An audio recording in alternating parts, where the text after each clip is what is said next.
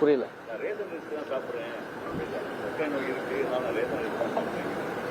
Ration அரிசி சாப்பிட்றேன்றத அன்பிற்குரிய அண்ணன் திரு KN நேரு அவர்கள் சொல்லியிருக்கிறாங்க. ஆனால் மக்கள் யாரும் ரேஷன் அரிசி தான் சாப்பிட்றோன்றது சொல்கிற மாதிரி இல்லை. ஏன்னா அந்த ரேஷன் அரிசியை பயன்படுத்த முடியாத ஒரு சூழ்நிலை தான் இருக்கிறாங்கன்றத மக்கள் பல்வேறு இடங்களில் குற்றச்சாட்டு வச்சிருக்கிறாங்க.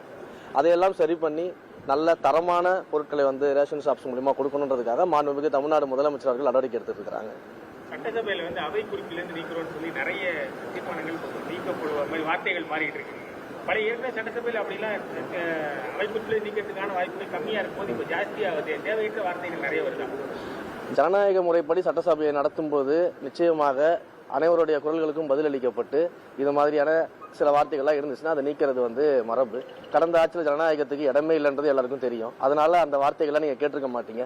இந்த ஆட்சியில் ஜனநாயகத்திற்கு மிகப்பெரிய ஒரு ஸ்கோப் இருக்கு. அதனால ஜனநாயகத்தோட ஆட்சி நடத்துறோம். ஜனநாயகத்தோட எங்களுடைய சபாநாயகர் அதற்கான பணிகளை செஞ்சுட்டு இருக்கிறாரு.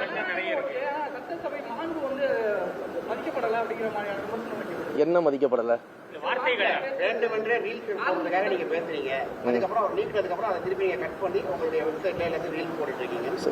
திமுக காரங்க பக்கம் கேமராவை திருப்பினா எப்படி ரீல்ஸ் போட முடியும்னு உங்க மக்களுக்கே தெரியும். ஏன்னா இங்க நாங்க பேசிக்கிட்டு இருக்கும்போது நாங்க முதன்முறை சட்டமன்ற உறுப்பினர்கள் நிறைய பேர் சட்டமன்றத்தில் இருக்கிறோம். நாங்க மாண்போட கருத்துக்களாக முன்வைக்கிறோம். மக்கள் பிரச்சனையை பத்தி நாங்க முன்வைக்கிறோம். எல்லா விஷயங்களையும் பேசிட்டு இருக்கோம். அதே போல எதிர்த்தரப்புல இருக்கக்கூடிய கருத்துக்களுக்கு நாங்க பதில் சொல்லிக்கிட்டு இருக்கிறோம். ஆனா இவங்க சட்டமன்றத்தில் எதிர்த்தரப்புல உட்கார்ந்துகிட்டு எந்திரிச்சு கூச்சல் போடுறது, ஒவ்வொரு வரிக்கு வரி கூச்சல் போடுறது, வரிக்கு வரி கத்திக்கிட்டு இருக்கிறது, அங்கேருந்து இறங்கி ஓடி வர்றது. இன்னும் சொல்ல போனா நான் நேரடியா பார்க்கிறேன், சில முன்னாள் அமைச்சர்கள்லாம் பின்னாடி ரோல உட்கார்ந்துகிட்டு எங்களுடைய இப்ப இருக்கக்கூடிய அமைச்சர்கள்லாம் பேசும்பொழுது தகாத வார்த்தையில பேசுறது, அன்பார்லிமெண்டரி வேர்ட்ஸ் யூஸ் பண்ணி பேசுறதுன்னு சொல்லிட்டு கிட்டத்தட்ட சட்டமன்றத்தை எப்படியாவது ஒரு சண்டை நடத்தி விடணும் அப்படின்ற ஒரு நிலவரத்துல பாத்தீங்கன்னா எதிர்கட்சிகள் செயல்பட்டு இருக்காங்க. அப்ப அவங்களுக்கு முதல்ல மாண்பு இருக்குதா அப்படின்றத நம்ம பார்க்க வேண்டியது இருக்கு. நம்ம ஒன்றும் தவறான வார்த்தைகளோ அன்பார்லிமெண்டரி வார்ட்ஸோ நம்ம எங்கேயுமே பேசலையே. மாற்று கட்சியிலிருந்து தாவேக்காவுக்கு வந்தவங்க பல்வேறு எதிர்பார்ப்புகளோட வந்தாங்க. அவங்களுக்கு எந்த விதமான சலுகைகள் செய்யப்படவில்லை. அது சம்பந்தமா என்ன பண்ண போறீங்க? அவங்களுக்கு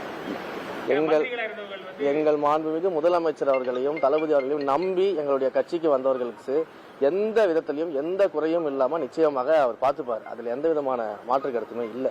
இப்ப பட்ஜெட் செஷன் போயிட்டு இருக்கு. மிக தீவிரமாக பட்ஜெட் செஷன் போயிட்டு இருக்கு. ஒவ்வொரு டிபார்ட்மெண்ட்லயும் பாத்தீங்கன்னா மக்களுக்கான புதிய அறிவிப்புகள்லாம் வெளியிட்டு இருக்கிறோம்.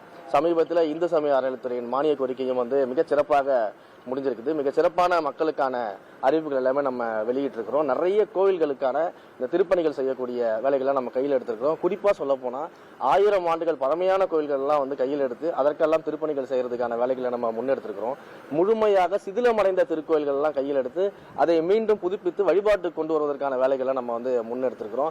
பகுதி அளவு சிதிலமடைந்த கோயில்கள்ல திருப்பணிகள் செய்யப்பட்டு கும்பாபிஷேகம் நடத்துவதற்கான வேலைகள்லாம் நம்ம பண்ணிக்கிட்டு இருக்கிறோம். ஸோ இது போல பட்ஜெட் செஷன் மிக தீவிரமாக போயிட்டு இருக்குது. பட்ஜெட் செக்ஷன் ஒன்ஸ் முடிஞ்சது